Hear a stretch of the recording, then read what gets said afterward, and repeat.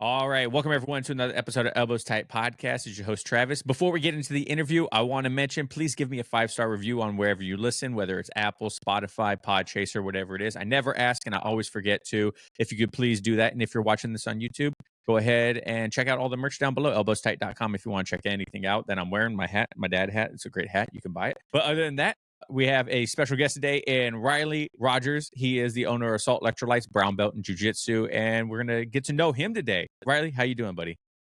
I'm good, man. Travis, thanks for having me today. No problem. Second try. Here we go. Second try. We got Yeah. this. No more technical difficulties. So we just spent like 15 minutes trying to figure out why we couldn't hear each other. Technology's awesome, isn't it? I know. It's so much fun. So, but hey, let's go ahead and introduce you for the second time to the audience at home, who you are, how you got into jiu-jitsu and everything like that. Yeah, man. I'm just the average dude. I got into jiu-jitsu when a buddy had invited me to the mats. He called it self-defense. He said, "Come on over," and brought some guys from church and invited us to come fight with him. And he came from the D1 wrestler, and he had grappled in the jiu-jitsu context for 15 years or something by the time I went and tried myself out on the mat with him. And I was that guy who just honestly thought that I could hold my own against anyone, and found out pretty quickly, not only could I not hold my own, but I was absolutely pathetically ineffective. Felt like a 6-year-old with his dad. Yeah, but his dad was being serious. It was horrifying. And so it really put me in that place where I realized where the guys back in the day of Hoist Gracie were, where they felt something they had never felt before. And tough dudes, tough, gritty guys, but there was a technical aspect to it that I didn't understand. And that's what it felt like to me, almost like some magic was going on. And I thought, man, I've got to learn that. What year did you start jiu-jitsu? I was 38 that year, so that would be, gosh, what would it be, 2015 or so. Oh, wow. So that was the first time I ever got on a mat. And then it was another couple of years before I really started seriously training. Why was there a gap between that first class and seriously training? So it was, the self-defense class was just a couple guys and ended up just being 2 guys and myself, and we'd get together when we could, but it was pretty sporadic. There was no real instruction time. It wasn't, it wasn't like where we had a good black belt instructor who would teach. It was just us going and beating each other up, watching the occasional Gracie Combatives video, learning a few techniques there, but really it was just grappling. And so in 2018, August of 2018, I started training under, he's now passed away, but my professor Keith Owen, in the Pedro Sauer Association. And yeah, I started training there. I felt like the first time I walked in the door, I learned more in the first week than I did in the 2 years before that. Oh, wow. And it was amazing, man. It just felt like the teaching, the level of instruction, the understanding of the technical aspects of jiu-jitsu. All of a sudden my eyes were open to that. I'm going, oh, this is where I need to be. Yeah. That was beginning of the journey. What were you looking for? What made you decide on your academy when you first walked in there? Was it like, did you try other ones, or was there just like you walked in, you're like, this is it? Just something tells me this is the one. Yeah, it was kind of that. I didn't try other ones. I have since trained at many different places as I travel and that, and I'm still very happy with my choice.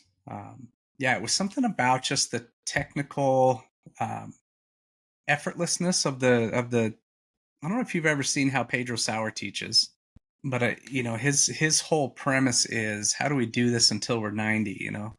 And Keith Owen brought that along with him, and so there was a level of understanding of where the leverage comes from and where the the exact angle someone needs to be, so you can do jiu-jitsu at a much lower level of effort. And to me, that was appealing, because I'm coming into this at the time 41 years old as a white belt, and I've got all these young dudes that are white belts, and I'm like, if I'm grappling at this pace for another 5 years, I'll be done. It's just too heavy duty rolling with these new guys.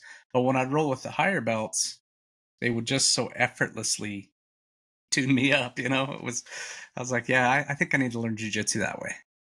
Yeah, And Brandon McCaffrey, you know, obviously big name in jiu-jitsu and yeah, everything like that. I remember seeing a piece of content from him. I don't know, it was maybe a couple years ago, 2 years ago or so. But he talked about how when he rolls with someone new and they're going really hard, a lot of people will say he'll match their energy. And he said, I don't do that. He's like, what I do is I mm, stay as calm as possible and show them the exact opposite of just yeah, dominating them by just being as calm as possible and as like suffocating as possible to show them that this is how jujitsu works is by learning to control your body, not going super sporadic like that. yeah, yeah, man. Anytime I can beat someone and keep my heart rate under 120, I'm happy with that. It's Yeah, I my, went my down a favorite couple thing. years ago and got to grapple with Brandon McCatherine at his school, Oh, really? and yeah, I mean, he was just that. It was I was a purple belt at the time, and he just systematically picked me apart, and I felt every inch that I lost. I'm like, oh, okay, there was another inch, and I thought I could move my leg that way, but nope, he took that spot too. So, That's funny. but he's one of those guys, man, that he trains some pretty world class competitors down there, but when you grapple with them in their school, they're all pretty chill, man. Their training Mhm. time, I wasn't in a competition training time. That's probably different, but yeah, they were a great example of that. Very calm. You felt like guys were going to take care of you the whole time, and no one was in there trying to do these death matches. It was a great time. It reminded me a lot of my school. Yeah. In fact, his teaching style, dude, is super similar too. It was very detailed, understanding the leverage where it came from. So in my travels, that was one of the best experiences I've had. Yeah, So and if you it ever really get a chance to helps. stop by there, do it. Oh yeah, I definitely want to. I want to travel basically for the podcast too, because there's another guy out there that started a podcast. He owns like a videography company. His name is Combat Combatives or Combat. I think it's Combat Combatives podcast if I remember correctly. He's over on Instagram, but he travels around and interviews people like in person. And I'm like, bro, if I could do that, I totally would. That way I could drop into an academy, train with them, get some video of that, and then also do a podcast with them. I would love that. But just it's not in the cards for my life right now with all my schedule and stuff like that. But Brandon's one of the people I want to definitely hang out with. And there's been a lot of people that I've talked to on the podcast where I would love to go get beat up by them for a little bit. You know what I mean? Yeah. No, like, it's a huge perk of this business. I get to travel around and meet so many amazing jujitsu instructors and just practitioners in general. That and so when you're like training at an older age, having those people that like you mentioned with uh Brandon McCaffrey's school where they feel like they're taking care of you, you're like, thank God, because I got to go home. I'm older. Like I don't want to worry about someone trying to snap an armbar on me right away. Well, it is funny, and I think a lot of that is kind of the vibe we all put off, right? And I go in there. I'm 47 years old. I'm a relatively big guy. I'm 215 pounds. I'm 6 foot tall, but Mm, I I am not going in there with that attitude that, man, I'm here to win. I'm just here to train. And I think that really simmers a lot of that aggression down. Even if somebody was planning to be aggressive, they chill out pretty quick. yeah. So some of that's We on. we have a one of our buddies, that purple belt I was telling you about, that teaches whenever he rolls, sometimes he likes to go, he doesn't roll hard, he's just very purposeful with his movements. And sometimes people take that as he's trying to roll hard with them, right? He's like, no, I'm moving with a purpose. Like, and he was talking about how we had a blue belt drop in a couple weeks ago and they started rolling and the guy stopped him and said, like, are we like what's going on here? Is this about to be like a competition? And he's like, no, man, I'm just rolling with you. And so the other guy was like, no, this guy's not going to fool me. And so they just started rolling hard. And he said by the end of it, he was like, I didn't even realize like maybe he thought I was trying to prove something to him, but really I was just rolling my normal way.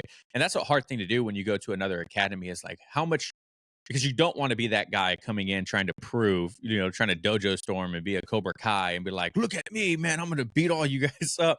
So it's like Yeah. balancing that aggression, but not being, I don't know, like a pushover, I guess you could say, because you want to give people competitive round. How do you, when you drop into academies, how do you balance that? Some of it with being very playful. I hear Hero say that all the time. Stay. What does he say there? Keep it playful, Hmm. right?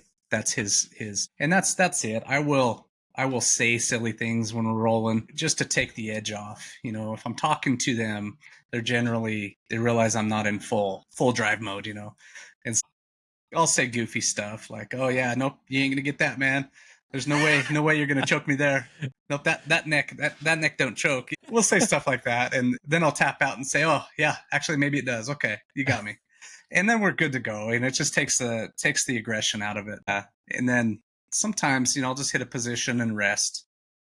Maybe I'll hook up a Kimura and get it locked up, and instead of taking it to its end range, I'll just sit.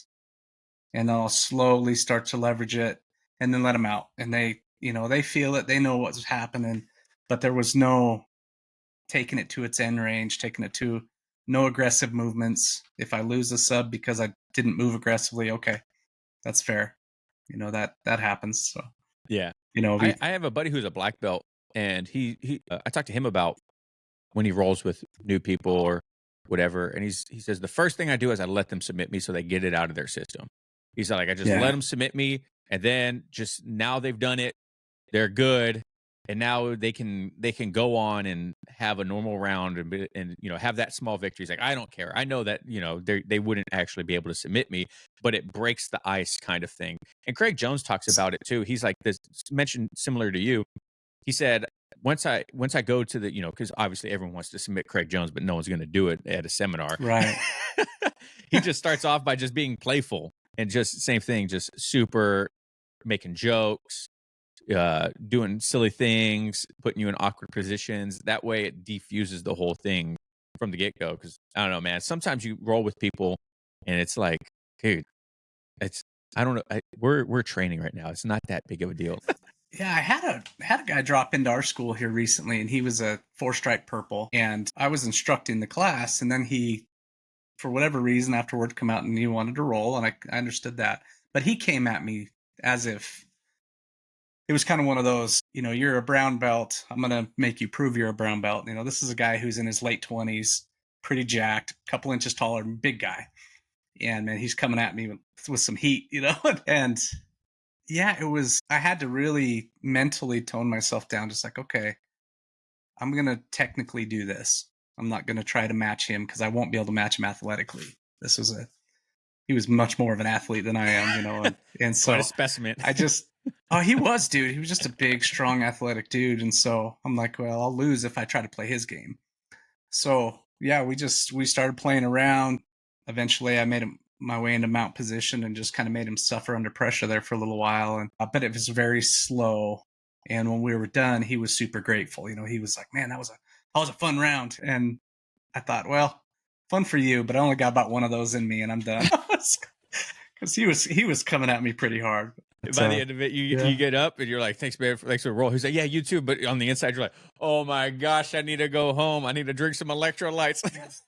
yeah. And it was, there was that part of me that's like, no, I'm going to prove my belt, right? And I felt like I did, but I didn't let it ramp up to a dangerous level. Had that done so, I would have called it off, and I'm not ashamed to do that. But sometimes that's hard, especially if you're the guy instructing the class. We want to not only prove ourselves, but prove ourselves to the extent that our ego gets involved when us or the other guy gets hurt. And it's not worth it, man. It's not worth it at all. My ego's not that important. So yeah, you bring up an important thing about proving your belts, because I feel like, especially when you first get your blue belt, you have this mindset that like, okay, now I can never let someone below me or submit me again, right? Like, but a 4-stripe blue belt or a 4-stripe white belt and a blue belt are pretty much the same thing. You know what I mean? Like, just because you put a new blue belt on doesn't mean that you're not the same person you were with that 4-stripe white belt on, right? So, and if someone's giving you a hard time as that was a white belt before, they're most likely going to give you a hard time until you just start ramping up and learning more. And people can sometimes put like these unrealistic expectations of like, now I'm a blue belt, now I'm a purple belt, now I'm a brown belt, whatever, and no one below me is supposed to submit me or give me that hard of a role anymore. Was that something you ever like struggled with when you were going through your journey so far? Oh, for sure. Yeah, for sure. That's and I knew it. I think we all know it. The day you get promoted to blue belt, yeah, those guys they were giving you trouble yesterday. They're still going to give you trouble tomorrow. We don't progress that fast, right? It's not like Right. that belt. People say belts don't mean anything, and I think they do mean something, but they're not some magic pill that makes, you tie this thing around your waist, all of a sudden you have these superpowers you didn't have before. It doesn't work that way at all. And I sit and I think about what it means now I'm on the deep end of brown belt. And man, I went, I don't know, 3 years not getting caught by a blue belt. But then here about 6 months ago, I got caught by a white belt and a blue belt in the same week. And I had to go, well, yeah, I'm a human being too, just like they are, and they catch me. And then if they do jujitsu the way jujitsu should be done, they'll still get a higher belt. And if we think about it that way, then we can congratulate them for doing it correctly rather than feeling like we, did some bad thing. It works. Even if a white belt does it right, he still can catch a black belt. It happens that way. And I think you bring up something very important there too, because I talk about this with white belts or junior blue belts that I roll with, because I'm on the upper end of blue belt now too, and I've been a blue belt for almost my entire journey. I've been a blue belt. But so I tell people all the time, I'm like, hey, like if you submit me or you submit a higher belt, you still submitted them. It doesn't matter if they let you, because at the end of the day, you still have to do something right in order to get that submission. I feed people things all the time that never catch on to what I'm feeding them and never go for the submission. So if you catch on to that, good for you. That's good. Like Yeah, man. I was feeding it to you. You caught on to it. And like, yeah, I let you in a sense, but you still have to have the knowledge. You still have to have the progression of your journey to understand that was there. So it's a win for you. Like, and maybe I was trying something. I was trying just the other day. I got submitted by a white belt dude. We were rolling, and we started off with from the gift wrap, and so I was like, okay, I saw this bow and arrow. We were going over bow and arrows too. I was like, I saw this bow and arrow escape. I'm gonna let him get a bow and arrow, and I'm just gonna try to escape it. And he pulled off something on me that I wasn't expecting, and I was like, "No, dude, you got me! Like that was 100% legit." And I left, and my throat hurt so bad after that. I was like, "Damn, he got me really good." But that's a victory for him, and he should take that as a victory for him. And like you said, like it's not a loss for me, because congratulations to you for doing that. You know what I mean? And I think I think everyone in their journey should look at it more of that way, instead of like, dang it, man, I got caught again. Like, no, good. If it's a lower belt, good for you, man. Like you're learning, you're doing good. Keep doing that. You know what I mean? Oh, that's it, man. When one of my students will catch me in something that I just taught them, one of my guys that I grappled with almost my entire journey, he's come up. He's in the later end of his purple belt now. He caught me in a crucifix, and I've spent the last 6 months on crucifix position. That's just been my focus personally as a grappler. Is learning that and in making that part of my game. Well, man, he was in my class a few weeks ago and caught me in exactly the thing I taught him that night. Yeah. And it was a legit catch, man. He had me tied up, and I was trying to get out, and he ended up tapping me with the Kimura, and I was happy, man. My feelings were hurt maybe a little, but I was going, dude. I mean, we're humans. It's not gonna. Yeah. Yeah, it was one of those where I was so proud of him because he took what I taught and ran with it. Caught me technically. It was beautiful. So when you're instructing newer people, white belts, stuff like that, how do you tell them to focus on the class, each class? Do you tell them that they should just focus on what they're learning in that class, or try to develop a game, or like how do you get them to track their progression, I guess you could say, so they're not just coming to class and just wasting their time and just doing random things that they saw on YouTube might not work, or they have no context for it? Like how do you coach your students into making the best out of their class? So my school is, I don't know that I'd say unique, because it's definitely not unique, but we have a curriculum all the way through black belt, and it touches on really almost every position within the jiu-jitsu game somewhere in that curriculum. And so as we're going through that, we focus on those, and many of the classes I teach are curriculum classes. And so I'll go in and run them through a specific drill, and it has certain moves in it. And then we can talk about, depending on their belt level. You asked about, white belts. It depends on how new we're talking, on how much detail I'll share, right? If I'm explaining an armbar to a brand new white belt, well, I may be defining the position and defining what an armbar is. We're trying to isolate this elbow by controlling the shoulder, and we're bending the arm the wrong way. That's the general premise of an arm bar. Now, it can take place from many positions, and here's a few examples. But today we're going to learn this one. And then we'll be talking about, how we position our legs across a guy's chest and across his head, what our feet are doing, what our knees are doing, and how do we, as we've all felt, how do we pull someone's arm up between our legs and not roll ourselves over in the pills, Right. And that's a common problem. And so, what are these kind of details? And then if I'm dealing with blue belts, I'll have a whole level of detail I'll share. And then if it's purples and browns, then we're into a whole different, then we're dealing with transitions and intricate details on, which way do I point my pinky toe? This kind of real small details with the more experienced people. Do you prepare each class beforehand? Like, you see the curriculum of the day. How far in advance because there's a lot of people that coach that listen to this podcast. How far in advance are you preparing yourself for that class to make sure that you have an answer, not an answer for everything, but you know what I mean? Like you're pretty well covered to teach the class. I spend if I'm going to teach an hour class, I will generally spend 2 to 3 hours in preparation for that. I don't own my school. I'm just an instructor there, but I feel people are paying a premium to be there, and I want to bring some fire to them. I want to bring some, because there's a lot more to teaching than there is just knowing jiu-jitsu. It's how do I make it flow from one step to another? How do I look at what the students are doing and see where they're struggling and then add that in? What are the details that matter? And is there anything here I really don't understand and I need to ask someone else before I get there? Right. There's always something there where I'll find that's, I don't really understand this detail necessarily. What are we trying to achieve here? And then you asked about if they ask a question that I don't know the answer to, which does happen often. I will note that and go find the answer and then come back to that student. Yeah, that's pretty cool because I feel like when I've coached a couple jiu-jitsu classes, and probably the biggest fear that I've had is not having an answer for something and then looking like a fraud, kind of, in a sense. You know what I mean?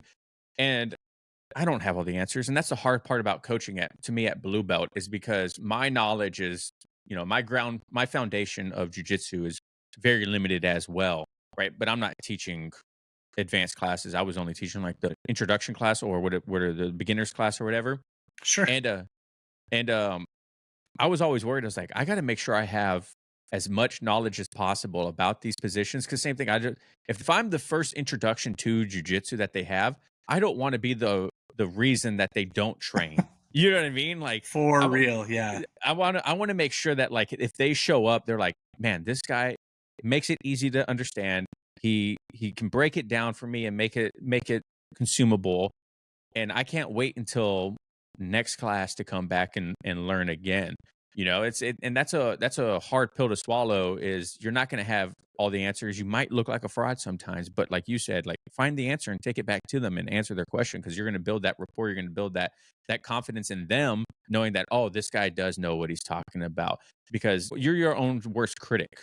You know what I mean? Like, you're thinking about things. Go ahead. I saw that in my instructor. He was a 4th degree black belt under Pedro Sauer. And I remember a day when someone had asked a question and he was looking at it and just analyzing it. And he seemed like he could just pull stuff out of the air. But that day he said, you know what? I'm going to call Master Sauer tomorrow and we're going to talk about this and see what he has to say. And then 3 days later, he came back with an answer, man. And I thought, okay, 4th degree black belt. I think I was a blue belt at the time. If he doesn't know it all, then that means I don't have to know it all. I can go find the answer, man. It's okay. It still feels that way. I still feel like a fraud, like you said, sometimes when I don't know the answer, because I feel like I desire to know, but you don't always know. It's just, I've been a businessman long enough where I know there's no area of life where I know it all. So it's. Yeah, and having that humility to say that is big too. How did you develop yourself as a jiu-jitsu coach from the time you started coaching to even like beyond of where you are now? Man, that's a good question. I came into coaching very reluctantly. So I told you my instructor passed away. I don't know if you're familiar with Keith Owen. Do you know that name? I know the name. I can't put a face to it right now, though. Yeah. Well, he he had asked me as a late blue belt if I ever wanted to teach occasionally, and like you did, the intro classes or teach white belts once in a while. And I just always told him no. I said, this is my hobby. I don't want to confuse it or, get work. I don't want it to ever feel like work. It's just fun for me.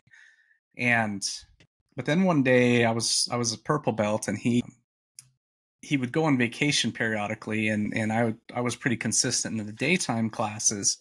And so I would substitute for him when he would leave. And that's where I first started kind of developing, how I would teach, and kind of, it was difficult, man, because, I go in there like you're talking, I don't, there might be other purple belts or even brown or black belts coming to the class. And yet I'm the dude, early purple belt, who's supposed to be teaching this. And so I would defer to the upper belts a lot. They would be there, and I would say, this is what I'm showing you today. This is what we're working on. And then I would just open the floor to them. If you guys have anything else to add to this, please do. Well, over time, I was able to kind of incorporate some of the details they would add into my own teaching. And yeah, it sort of started to blossom from there. But again, I was only doing it as a substitute a few times a year, so I didn't really get to develop it deeply. But then one day, it was a couple of years ago, it was February, he went down to Brazil on a vacation, and I was substituting from him there, and he didn't come home. That's when he passed away, was down there. And so I still, to this day, 2.5 years later, teach those classes on those daytime classes, or I just kept doing it. So now I've got a few years under my belt as far as a teacher, which I view as a completely different art form than jiu-jitsu. I'm still a late model blue belt in the teaching department. It's a beautiful thing, and I do love it now, but I was pretty reluctant at first. How do you progress as a coach? Have you filmed your own classes and rewatched books, podcasts, whatever? Yeah, I do that. One of the things it's really good feedback from me is when I'll get messages from students later. They'll text me after class, or they'll send me a Facebook message, or they will.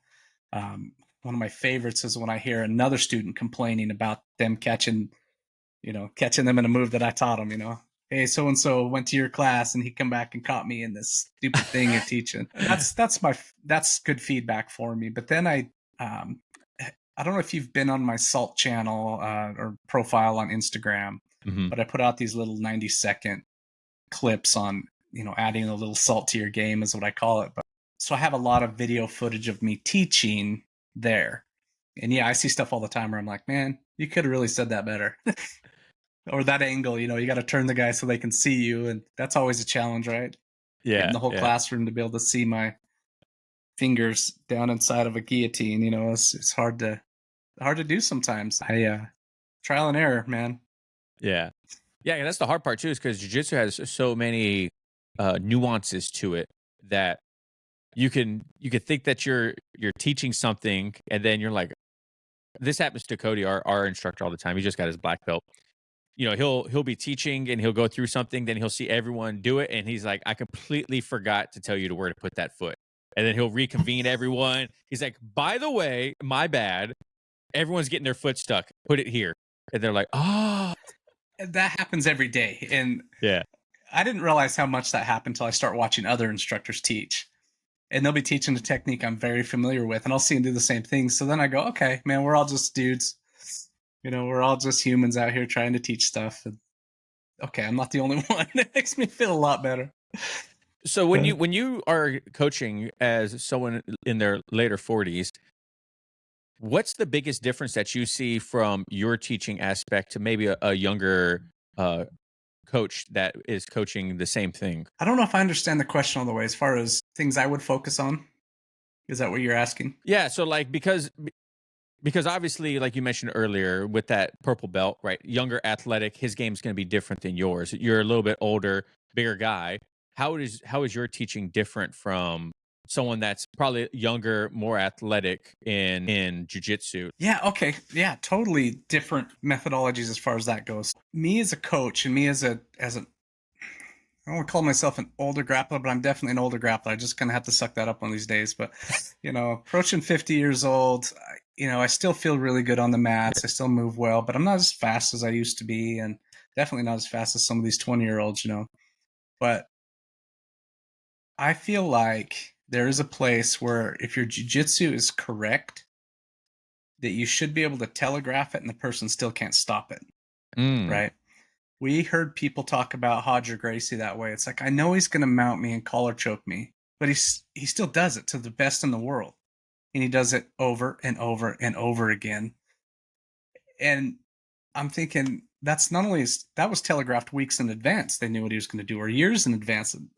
And yet he was still able to do it because he had it so perfected. And that's kind of my theory when I coach is how can I develop this technique to a place and teach it in a manner that the student can telegraph what's about to happen and the other guy still can't stop him. And if I can do that, and that's a work in progress, that's jiu-jitsu as a whole.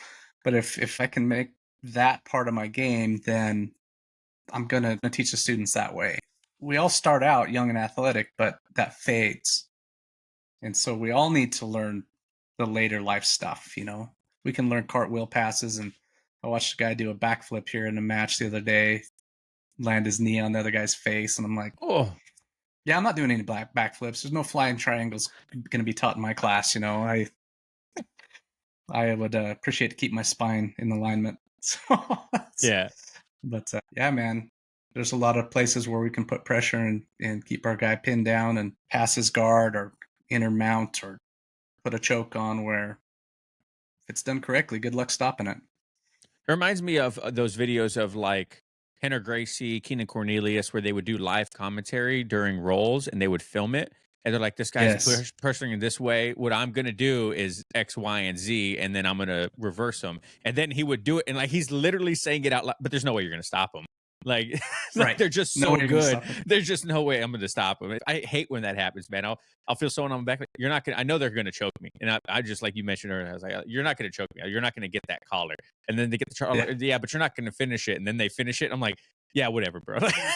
Yeah. It only sort of counts because, yeah, no, I think that kind of jiu-jitsu is beautiful, man. And I tend to view the entire grappling game kind of from almost an engineering standpoint. I remember hearing Pedro Sauer at one point way back in maybe late white belt, early blue belt for me.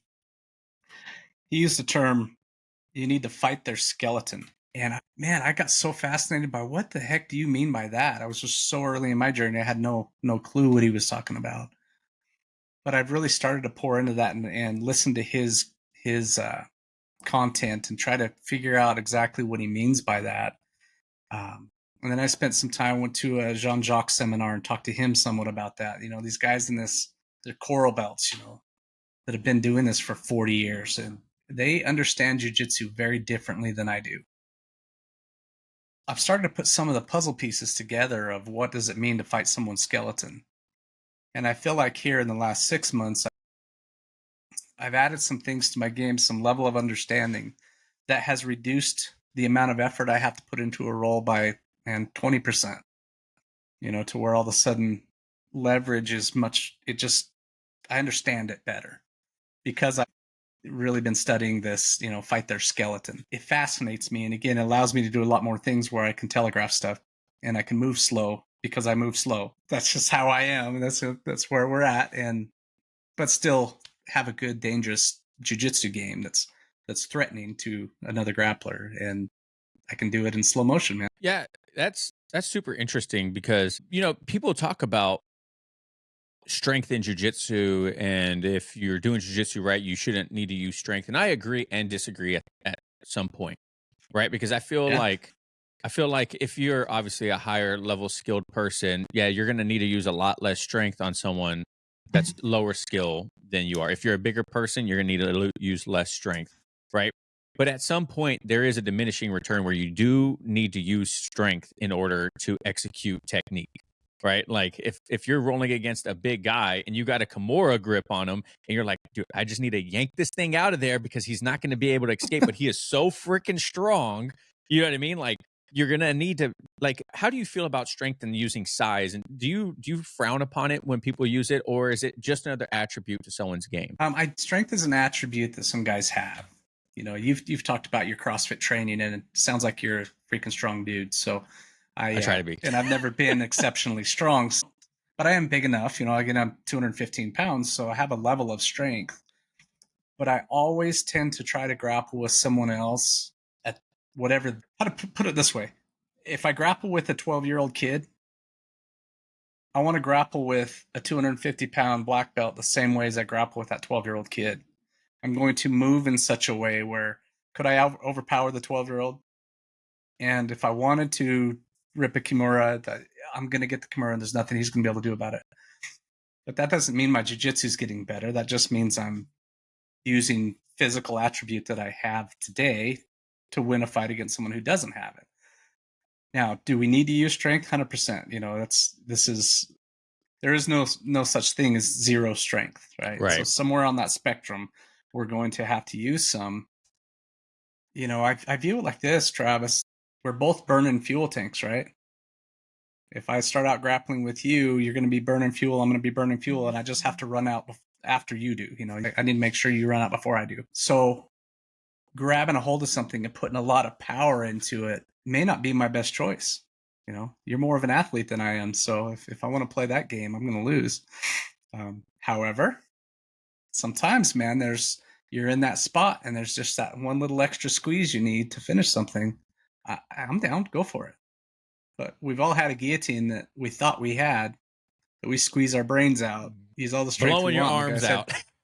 Yeah, we're just blowing ourselves out, which means our technique is wrong, right?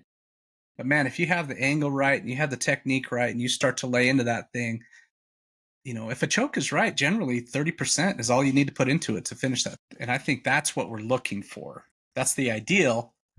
We don't always hit the ideal. Sometimes you just need a little extra smoke on that thing to make it work. So Yeah, I also saw a guy. He was a black belt, and he was he easily looked 256 plus, and he was talking about, this was a while ago again too, but he was talking about how this idea of big guys not using their size on smaller opponents, and he's like, screw that, man. Suck it up, smaller guys. Get better at jiu-jitsu or whatever. And I understand like what he was saying. It was like, I'm not going to change my game to accommodate your game. And you know what I mean? Like, you can still learn from me being a big guy using my size. But I think that to the wrong person, that could be kind of a dangerous like mindset, because if like we have a 300-pound white belt rolling with, a 115-pound girl who's, you know what I mean? Like not very strong and brand new. I think that kind of mindset could be dangerous in that situation, but I don't know. How do you feel about using size? Is it kind of similar to strength? And I think it's kind of I don't even know why it's a touchy subject. It's when you're bigger, you're just bigger. And there's not really anything you can do about it. You're going to, for the most part, you see those 350-pound NFL athletes that still run like they're 150 pounds. I don't understand that at all. That bends my brain. But yeah, for the most part, bigger people move slower and they're more massive, and there's nothing you can do about that. If somebody tries to throw your legs off, well, if you're a 350-pound dude, those legs weigh a lot more than someone who's 120 pounds. They can't not use their size. That's just a thing. But as far as, I guess, it depends on your goal. If you want to win, use your size. If you want to learn the technique, then you're going to have to learn the technique. And both ways are ways to winning, I guess. And one of them just takes a lot longer. So it's I think they're both usable. They're both tools, and a guy can, a big dude can pull that out of the toolbox anytime he needs. But man, what if he just learned that one extra detail that made the technique perfect, and then he could still do it? The big, powerful, strong guy could still do it with less effort. Well, why wouldn't you? 100%. I saw this thing where it was a study that said men overestimate their ability to fight by 4,000%. And it made me think about I was going to say, it made me think about what you said earlier. And I was like, dude, that was me too, in a sense, because, I've told the story a million times, but when I first joined, I was like, first started jiu-jitsu, I was like strong, fit, healthy. I wrestled a little bit in high school. I'll be able to take care of myself no, so far from the truth, man. Just a little bit of training was a huge difference. How do you prepare your students for that? If you've sensed they kind of have like a little bit of an ego, like, hey man, like let's take a notch back. Like you're gonna learn and stuff like that. I do, man. I will generally take those guys and I'll grapple with them. I'll put them with either myself or with one of our brown or black belts, somebody who I know is just gonna just tune them up. But I try to find those guys who are gonna tune them up nicely, if you if you know what I'm saying. So my kind of rule of thumb is I'll take the new guy, I'll submit him 3 times fast, just one after another, so he knows I didn't get lucky. And then I'll just let him play, and I'll just defend myself and let him take top position, and he gets to cruise around. Yeah, I always let him start on top, just so I can sweep them to their back, and then I'll attack and do my submission from there. Or I'll submit them from the bottom, because I just don't. I want them to understand I'm not getting lucky. Right. You submit them one time, they always feel, oh, he just got lucky. But about the third time, they're going, okay, maybe this isn't lucky. I did have a guy here a while back where he just wouldn't compute with him, and he just kept coming at me 100 miles an hour.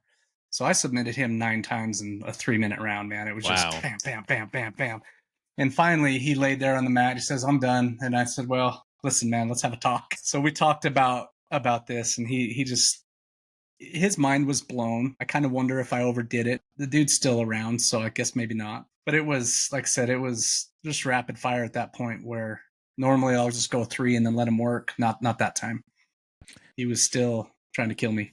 That's a touchy side too, because some people will take that as, man, I need to learn this, like you and I did, right? I need to get better at this. And then some people will take it as, I will never ever do this again. I can't believe how bad I got my butt kicked. I'm not even going to mention I did this to any of my friends. I'm never going to do that. That's the talk I had with this guy was, what did you just feel, dude? And I asked him flat out, like, did you think I got lucky the first time? And he said, I was 100% convinced the first 5 of them. But he's like, I'm just bigger than you, man. I'm bigger, I'm stronger, I'm younger. And yet, yeah, you got me like 9 times. I guess maybe you weren't lucky. And then I talked to him about, this is what I want to teach you. You're correct. I was not lucky. And when I submit a new student, I will never pull them to an end range. I will control them to a point where they can't move, with it most of the way extended, and then leave it there. And as they struggle with, they're locked up into an armbar or a kimura or a choke, I let them understand what tapping to control means. Because I myself, I don't ever tap to end range anything. I tap to the control. If somebody's got me tied up, that's what I'm tapping to, because I don't want the joint damage, And from the day they start in my classes, that's what I'm teaching them, is we tap to control. And that's where I took you, was right to that level where you could not escape it, and no more. I don't want pressure on their joints either, not repeatedly. Yeah, Mike Bidwell talks about that from BJJ After 40. He just came out with his book too, the Survivalist Guide to Jiu Jitsu or something like that, his book.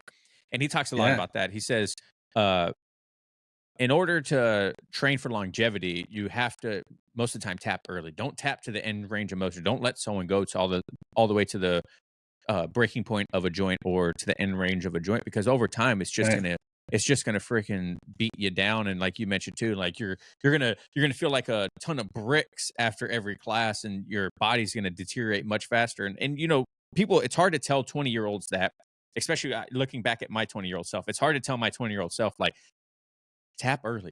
You know what I mean? It's not a loss. Just tap early. Your body will thank you later. And it's cool to hear that you have those conversations with your students early. Like, hey, don't let people take you to the end range of motion all the time. Like, if it happens, it happens. But, don't do that, because your body's going to not like that. But on the contrary, though, the only problem I have with that when I tell people that is I don't want them to tap when they get in a position that they just don't know how to escape. You know what I mean? Like, I don't want them to give up. Just pressure, or I don't want them to give up. They're like, whatever. Like, he got me. It's like, I wasn't anywhere close to getting you. You just didn't have an answer, so you just didn't want to be in the position anymore. I think that's different than if someone's going for a submission and you're like, okay, no, that they have it. Like, there's no escaping. I can't hitchhiker this arm bar. Like, I'm so locked up right now. I'll go ahead. You got me. Yeah. No, I think that's a difference, because my instructor always used to say, you got to be technical, you got to be tough, and you got to be technical. And the tough part comes into that, right? I was introduced to jiu-jitsu the first time I rolled.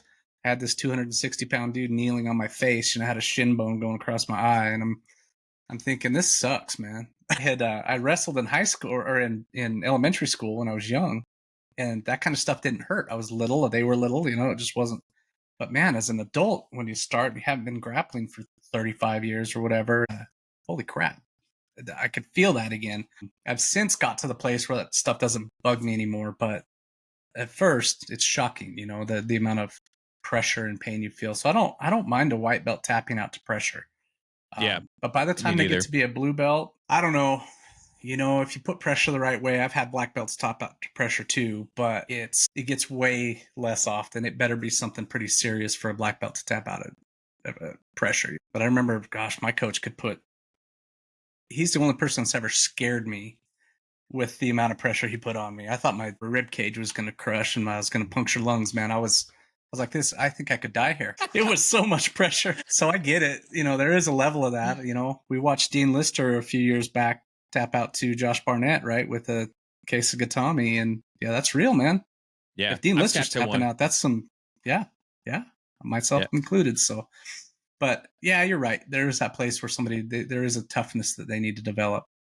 So what do you do for recovery now that you're in your late 40s? Besides SALT Electrolytes, you're drinking this. If you want to use elbows tight, 15 at checkout, get 15% off. Just throwing that out there. Shameless plug. But what do you do for recovery, like your routine, especially because we mentioned earlier that you do like 12 sessions a week or something like that. How do you maintain enough composure in your body to be able to do that? Well, I should preface that my 12 sessions a week, it's not every week, but 8 to 12 is very common for me. And only about half of those am I actually grappling. So the way we divide it up in our school is that we do it, the first hour is basically instruction time, and then the second hour is grappling. So it's broke up that way. And so when I say, yeah, I've done 12 sessions this week, well, 6 of those are grappling sessions. And if I'm instructing the class, it's 50-50 whether I'm going to get to grapple session or not, because I may be just mat supervisor. So yeah, if I do 12 a week, it's probably 5 of those sessions of my grappling. So that's part of it.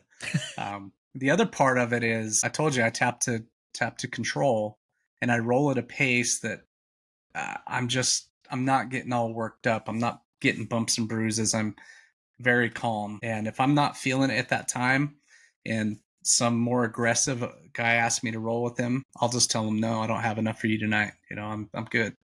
I'm not ashamed to do that. I did it just the night before last. I had a big black belt that wanted to grapple, and I was on my 12th session of the week, and I was going, not tonight, man. I'm good. And he and I have trained a long time together, so he understands where I'm at on that. He's a younger dude by about 10 or 12 years than I am, so he probably doesn't quite understand where I'm at in that process. But that's a huge part, man. I'm grappling at a pace where I can sustain that for a long period of time. And there are times, we tend to frown upon ducking another opponent, but I don't frown on it. I think it's totally fine. There's times when, I know the grappling partners around the gym, and if I see somebody who's we don't have any super aggressive guys in our gym, but we have definitely more aggressive ones than others. Yeah, I'll just tell them not tonight. It's okay. You'll just start looking the other way. You're like looking up the ceiling, tying your belt a couple times. Well, I don't do that. I'm not that guy, but I will just tell them. I'll just, they'll come over and, hey, you want to get a round in? And I'll just say, no, not tonight, man. I don't have enough left in the tank for you. I feel like that sort of compliments them, and I get to duck them at the same time. Save some face. So it's a genuine duck, but it's out there in the open, so they know exactly what I'm doing. I'm not trying to look the other way. Yeah, I think there's a big misconception when it comes to telling people you don't want to roll with them, because I know as white belts, a lot of them might not have the confidence to say, no, I don't want to roll with you for whatever reason. I don't feel safe with you. You're another white belt. Last time you hurt me. And I feel like a lot of times in the beginning of our journeys, we roll with people we don't want to because we feel we have to. And Sure. in my journey, and when we first started our academy, there was never, hey, if you don't want to roll with someone, not that in a negative way, like they would frown upon you not rolling with someone, but it wasn't really preached that you can say no. You don't have to roll with anyone if you don't want to. The best way to learn jujitsu, though, is live. So if you want to Yeah. get good at jujitsu, the more you roll, the better you're going to get. But why do you think it is that we have this negative connotation with turning rolls down in jujitsu? There's I think a balance to that, and I'm not going to pretend to know that I know where that balance is. Got to be technical, it's got to be tough, got to be technical, right? There is a toughness there that we don't ever want to admit we're not tough at that moment, you know. But crap, dude, if I'm 35, 40 rolls deep in a week and 260-pound black belt wants to roll, it may not be the best thing for me, man. I'm on the edge of fatigue. I'm pretty worn down. Um, by the nature of two experienced grapplers going at it, we're probably going to amp it up a little bit. Yeah, it's probably not the time to do that. For my longevity, I want to do this until I'm 70. It's not worth that one roll to cause something I'm going to deal with for the next 6 weeks. But the toughness has to be there, because I have seen that other side where guys go, well, it is okay to say no. And then they say no to anyone who will give them a challenge. Yeah. And that's not okay either, because now No. you're not learning. That tough part's not there. Not only that, but you're not helping your teammates either. You're not helping your classmates if you're ducking someone because they're giving you a hard roll. Yeah. No, there's times when you should, and there's times when you shouldn't. There's times just to be tough, man. Get out there and roll with somebody who's probably going to put the whoop on you. Okay. Yeah, I understand that. I've been there a 1,000 times. Yeah.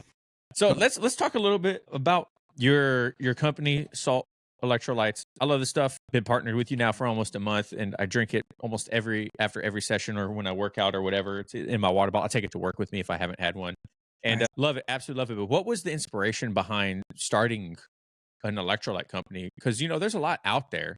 You know what I mean? Like, why? What did you see in the market that you were like, I can capture this? So it wasn't so much that. It was. Can I give you a little backstory? Do you mind? Yeah, by all means. Yeah. Prior to jiu-jitsu, well, I was like everybody else. Well, not everybody, but a lot of people who, through my 20s, I got fat. And in my early 30s, I was up to, 240 pounds, very sedentary. I did work a physical job, but still was just fat and out of shape. And I remember a friend of mine invited me to a running group at my church. They would meet on Saturdays, and I'll go run around the block.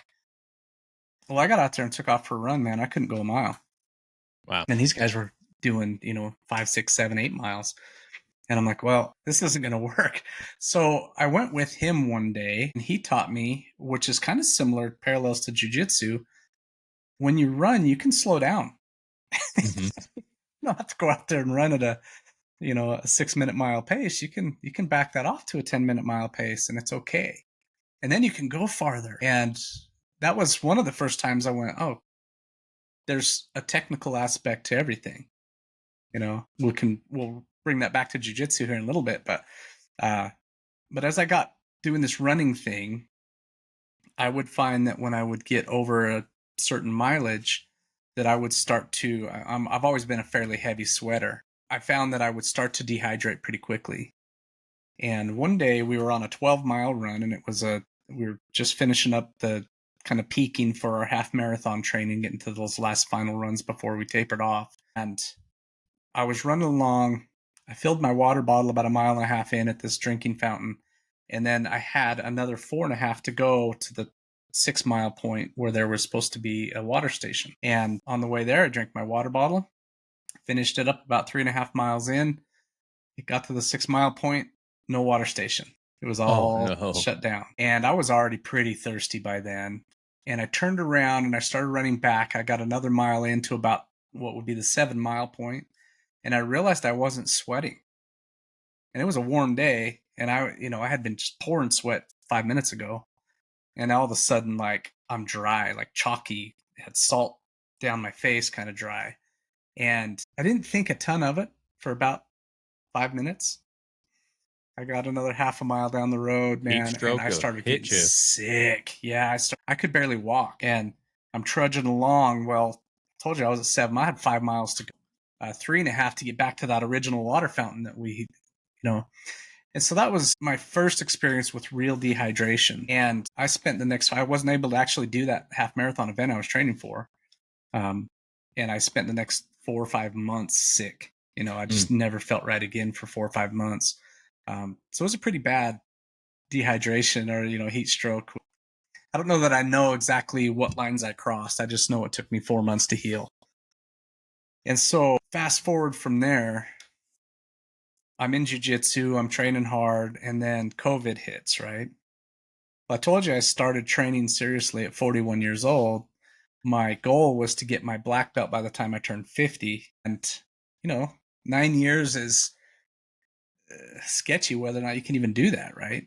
Most people's 10 to 12. Yeah. And so I know I'm going to have to train a lot. Well, COVID hits, everything gets shut down, our school's down, and I started thinking, if I'm going to make it by 50 and this could be taken away from us so easily with another shutdown, I'm going to take advantage of this. I'm going to train a lot. And so I jumped in there, man. I started training hard, 12, 14 classes a week, mixing it up as much as I can. I'm going to get this black belt by the time I turn 50. And I've done that the last 5 years. Well, 4 years, whatever it was since COVID, I guess 4 years, since COVID, I've trained at that pace. And I started noticing a few months after COVID, after I started really hitting it hard, that I started getting sick again. And it felt a lot like that day I got dehydrated way back when. So I started weighing myself, man. And I'd go in there on a morning session, train for a couple hours, lose 7 or 8 or 9, sometimes 9 pounds of water weight. Holy crap. And then I wanted to come back in the evening and train again, right? Well, there was no way I'd put, maybe 5 pounds of water weight back on by the time I came in the evening, and then I'd lose another 7. And I started realizing, you know what, I am probably dehydrated. That's probably exactly what's going on. I always felt better after the weekend, but crap, it was hard recovery. So this dude stops in. I don't even remember the guy's name, but he stopped into our school and he gave me some little packets of somebody's electrolyte product and said, try one of these, man. It might make you feel better. And so I tried a few of them. I could see a notable difference. So that got me on the nerd. I study everything I do pretty hard. I want to understand what it is and why it works. And so electrolytes became my subject of choice. As I'm digging into these things and learning more about what they are, what they do, I started reading white papers, all these study data, super boring stuff. But I started to learn that, basically electrolytes are electrically conductive minerals that are part of our nutrition needs, right?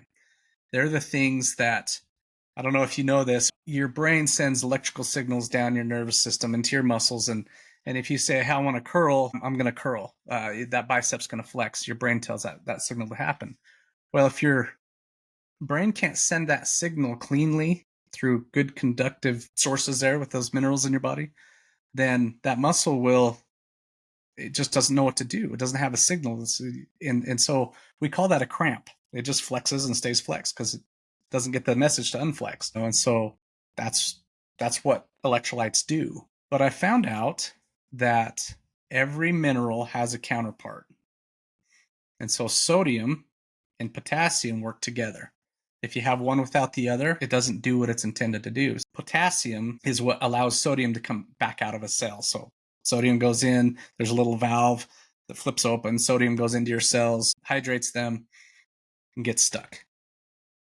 And so then potassium has to come along behind it to open the valve the other way to let it back out. And they call that in and out the sodium potassium pump. So if you've ever had like a big pile of French fries and you walk away and you can't get your wedding ring off, it's because you just loaded up on the sodium and you're retaining water.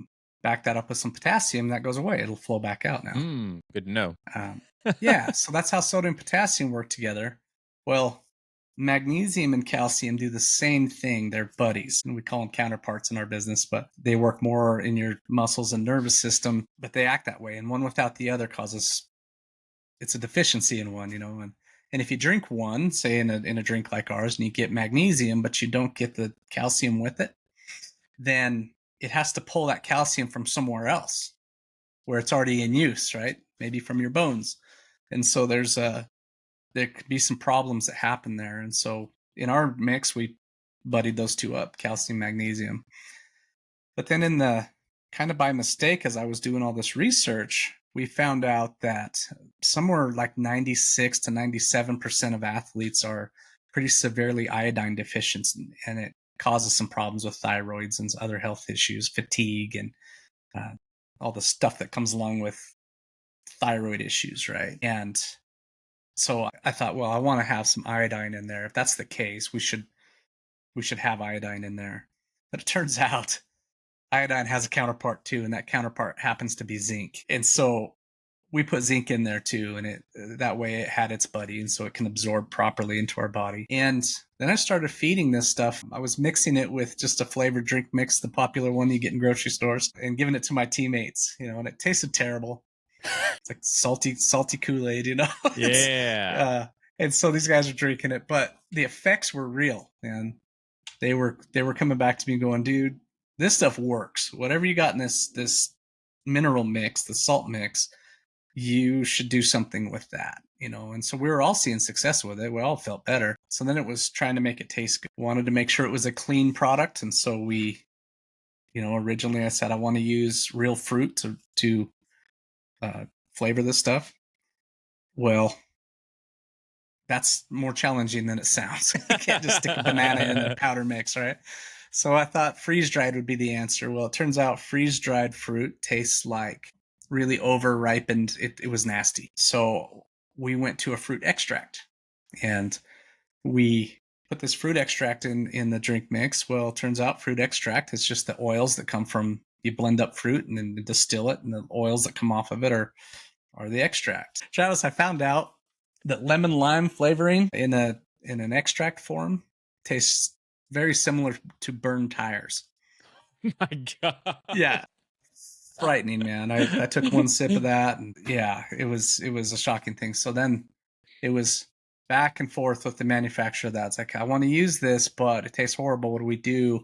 And so then it becomes mixing, acids and sweetener and the extract and some bitters and getting everything back to where it tastes like the fruit. And we were able to achieve that, but it took me 2.5 years mixes and taking them to my teammates and having them try some pretty nasty stuff and then bringing it, back into the lab. And I say lab, it's my kitchen table, but sounds cooler when you say that. I said lab a few times, then all my teammates start calling it my meth lab. Yeah, I was going to say, I look like Pablo Escobar in your kitchen just cutting up powder. Well, it looks substantially like that. The manufacturer of some of these products ships out these white powders in kilogram bags, and they're just Ziplocs with kilogram of white powder. It's hilarious. But yeah, 2.5 years later, we had something that, well, you've tasted it. You know what it is. And yeah, no, it's actually really good. Really, really good. Every time I get a sponsor or something like that, the first person I go to is my wife. And I'm like, what's your opinion on this? Because obviously she's unbiased. And she's like, this is great. She's like, it's really good. And I told you, like, my daughter was super sick a couple of weeks ago. And she was super sick, and she wasn't eating, she wasn't drinking anything. And I was giving her the strawberry and raspberry one to just get some fluids in her, some electrolytes in her, because that's all she was taking. And I would do it, and I would mix it, and I would put it in one of the little medicine syringes, and then just slowly just feed it to her. And she loved it, man. It was like, it made me feel so much better knowing that she was getting some nutrients in her. Not a lot, but she was getting something in her system to help fight the sickness. And so even my little kids love it, man. It's been great. I drink it right after I train and stuff like that. I am not a heavy sweater. I have friends that are heavy sweaters, but I have felt that, like you mentioned before, in the middle of class, I got like throbbing headaches, like brain fog, and I'm like, what the hell is going on? I thought I would drink enough water, but sometimes water's just not enough. And so now that doesn't happen anymore. I feel so much better when I make sure that I have one of these in. And this really sounds like I'm like pushing it hard. I'm just being honest, guys. This is my honest review. I really enjoy it. If you don't have an electrolyte drink that you do during training or after training, then you are missing out. You really need to add that into your training. You're going to feel a world of difference, like Riley just said. So when you first got the packaging and stuff like that, what was your initial thoughts? You're like, this is real. Like, this is happening. Yeah, man, that's a strange thing because I've never been in the supplement business, right? from the time this became just an idea for me and some of my teammates to use to the time it actually hit the market and we saw our own packaging and our design that we had made, and yeah, that was a surreal moment for real. Yeah, realizing that all this time, and by the time we got it to market, it had been a full 3 years. A lot of blood, sweat, and tears in that, man. It was cool to see it. We were pretty happy with the design of everything and just the look of the packaging. Yeah, I'm pretty proud of it. Is it your full-time job now? It is not. No, I actually do own another business also. I have a mobile oil change company here in my area that yeah, it's completely unrelated. Totally. It's in the automotive industry, So, I've been in business my entire adult life, so I've always been self-employed, but this was just such a different thing that I've had to learn all the industry terminology. I learned some real kind of dark sides to the manufacturing world, in the supplement world in general. Were kind of shocking. I don't know if you and I have talked about that over any of our messaging back and forth, but man, turns out most supplement companies tell these manufacturers sort of what they want, and the manufacturer makes something, and that's what goes to market. It's Oh wow. There's no real science put into it. There's no real thought on what they want. We had some criteria for ours. One, I told you earlier, it had to be clean, meaning I wanted it sugar free. I didn't want any preservatives. I want, there's these things called anti-caking agents that if you have a powder mix, put these anti-caking agents in there. Well, there's some chemical that just keeps it from lumping. And I said, no, don't want any of that. So what does that mean? Well, that means we do stick packs. So they're individually and they're sealed up and they're not a tub that can get moisture into them. We wanted it to be no colors. So if you drink them in a clear bottle, ours, once it's mixed up, it looks like water. It's just clear like water, and despite what flavor you have. I didn't want to have a film, that I wanted the flavors kind of mild so you didn't get that phlegmy. One of my clients called it a clean mouth feel. Yeah. That was one of the first things he noticed, and I thought that's a great way to put it. It just needs to. So we wanted these things, right? But I also wanted a very potent, powerful electrolyte drink, and we called it SALT because we wanted people to expect the saltiness of it. But in order to sort of kind of mellow that salt out, I went with a sea salt. So we use the sea salt that's mined about 100 miles from me down in Utah. It's fantastic stuff, but it's a little more mild than like a table salt would be. That being said, with all these criteria, I sent our formula down to a manufacturer for them to make me some samples to make sure what they were going to produce was going to be the right thing.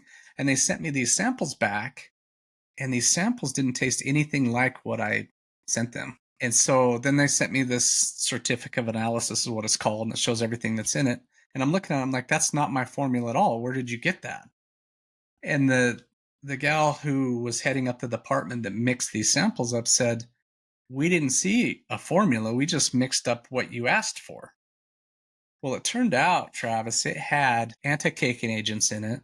Oh, wow. It had what they call natural flavors, but were these things that the FDA allows to be called natural flavors, but aren't. They have a percentage of natural flavors in them. So once they're over a certain percent, they can call them that. Right. But then they had this thing in there called a salt masker. And it's a proprietary formula. They couldn't tell me what it was, but it tricks your tongue into thinking, like not tasting the saltiness.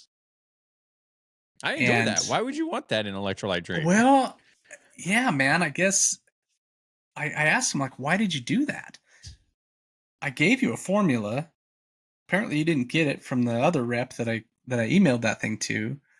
You need to use my formula. This stuff is garbage that you made me, but why did you do it in the first place? She said about 97% of their clientele comes in there asking for them to develop a formula, and then the company leases that formula in order to sell it. And so when you taste products on the market, generally, again in the high 90 percentile, those come from the manufacturer, not from the company selling them.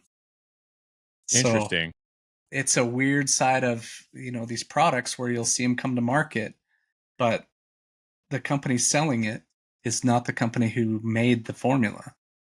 And it's just they called up and said, hey, I want an electrolyte drink and I kind of want it to be like this. And that manufacturer will build something that may or may not have good ingredients in it, and that's what goes to market. So it creeped me out a little bit. I saw a side to the supplement world that, and it's not just supplement, it's foods, it's drinks, it's medicines. Medicine's probably not as much, but there are certain things that do fall in that category. But yeah, we had to really insist that you're going to use this product. And, for each ingredient that we had to name the exact model number from the exact manufacturer we wanted that from. And you're going to use this formula, nothing else. Nothing else goes in here. So when we finished, we had exactly what we wanted, but that took some doing. Yeah, well, it's a great product, man. I love it a lot. People at home, you should definitely check it out. It's great, tastes great, very mild flavor. You don't. It's not like you're overpowered with like whatever the flavor is, which I've definitely had some where it was. I was like, man, like I'm so used to now like the saltiness of an electrolyte drink that I Yeah. prefer that. You know what I mean? Like if I'm having an electrolyte drink, I want it to taste like an I want it to taste like a salt, like a flavored salt. You know what I mean? Yeah. I don't want it to taste like a flowery freaking I don't even know what. You know what I mean? Like I want that Well, saltiness. candy, right? I don't Yeah. want it tasting like candy. Yeah, yeah, and that Yeah. was when I first started drinking electrolytes. I started like most people, liquid IV, and I was like, man, this stuff is just like not for me, man. You know what I mean? And and so now, like when I look for it, I know what I'm looking for. I want that. I feel like I get like psychosomatically, I feel like I'm more hydrated if it tastes salty. Yeah. Well, that's not just you. That's how your brain works. It understands what it needs. And Yeah, you've heard of hypernatremia. Do you know what that is? I have not.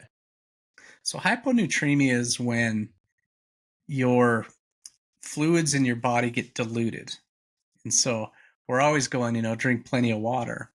But we discovered that people who eat healthy, so they're not eating a lot of salty processed foods, they drink a lot of water, and they work out, is like the trifecta of dehydration. So you would think drinking a lot of water would fix that, but it doesn't. It Right. actually dilutes those minerals down. And if they get below a certain point, then as we talked about before, your brain cannot send signals to the rest of your body. And you've seen those, there's more to it, but you've seen those videos of those marathon runners or Ironman where they can't walk. They're Yep. all like, their body just doesn't work. Partly, there's some other stuff going on there too, but with fatigue and some other proteins build up and stuff. But a lot of that is hyponatremia. Their body is shutting down, and it's way more deadly than dehydration. But those athletes had plenty of water in their system. You remember the radio show where that lady won the PlayStation 15, 20 years ago, and she Yeah, she died drank from the gallon of drinking water. too much water? Yep. Yeah. Yeah, there's nothing wrong with the water. Had she thrown little electrolytes in there, she'd have been fine.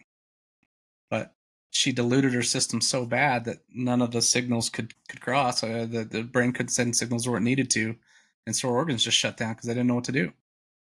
And it's deadly. And so, having something that tastes salty tells you there's enough in there, and your brain wants that. Your body desires that, and so it'll crave it. Heck yeah. So, well, Riley, I want to thank you so much for coming on the show today, man. This was a great conversation. I've enjoyed everything we talked about. Thank you again for sponsoring the show and allowing me to promote your product. And if people want to follow you or check you out, where can they find you at? We're SALT Electrolytes on everything, and I preface that there is an imposter out there who popped up that spells their name very similar. They just added a second T on the back of their name. So we are SALT Electrolytes, just like it's spelled, just like that. SALT. Yep. SALT, just like it sounds. And we're that on everything. So YouTube, Instagram's where we spend the most time. Yeah, all the social medias, Facebook, we're SALT Electrolytes there. So our website's saltelectrolytes.com. Perfect. Well, thank you so much once again, man, for coming on the show today. If you could give, I always got to end with the same question. If you give one piece of advice to a brand new white belt, what would it be? Spend your time learning leverage, man. Learn leverage and seek out instructors who will teach you leverage. If they're teaching you just speed and athleticism, there's some value in that. Learn the leverage because you're going to get old one day. You're going to have gray in your beard just like me. And if you want to keep doing this for a long time, you've got to learn how to do it without getting hurt. Perfect. That's all right, guys. That's well, thank you so much. Thank you guys so much for if you made it all the way here. Let me know what your favorite electrolyte drink is down below. Make sure you guys go follow Riley everywhere, SALT Electrolytes. And remember, no oil checks here. Peace.